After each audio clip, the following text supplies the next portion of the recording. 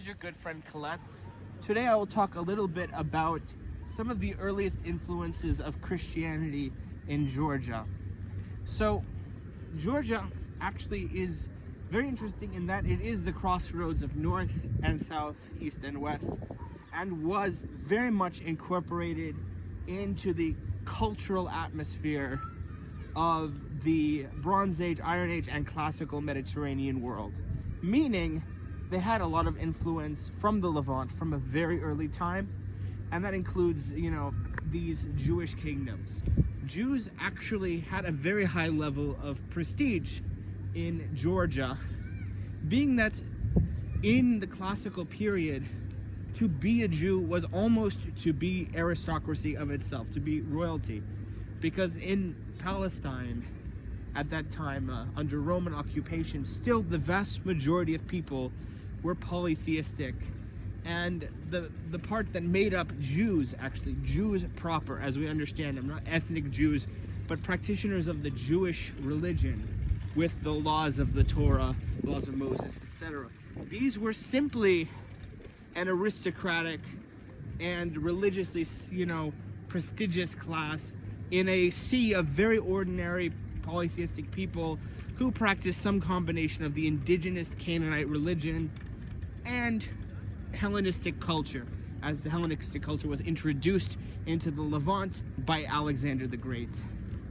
For this reason, this association with Jews as aristocracy, as prestige, as a historical value, became very prominent in the other client kingdoms of the Roman East, and that included Adiabene, where they had a very famous queen who donated a lot to Jewish religion in Jerusalem.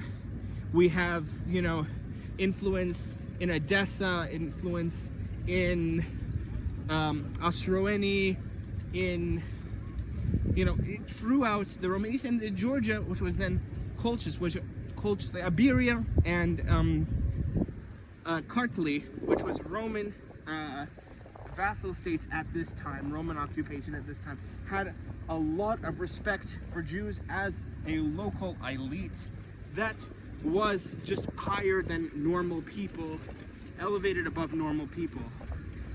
This was one of the reasons, I think, that they took to Christianity easily, because they saw it as coming from Jews. And in fact, Jews in Georgia mediated the conversion of Georgians into Christianity. That's why Georgians consider Jews to have particular merit, and it wasn't until Russian occupation that there was any sort of real anti-Semitism in this region of the Caucasus. Likewise, there are stories of the lost tribes of Israel from Samaria being relocated by the Assyrians to this region of Georgia, although this is not substantiated, it's very specious. The Bagrationi clan of Georgian royalty always claimed descent from King David, much in the same way that the Solomonic dynasty in Ethiopia claims descent from Menelik, the son of Solomon and Queen Sheba, which is also most likely specious and unsubstantiated. Concerning this introduction of Christianity, one of the earliest apostles to bring Christianity to this region of western Georgia, or Kartli, was called Saint Simon the Canaanite.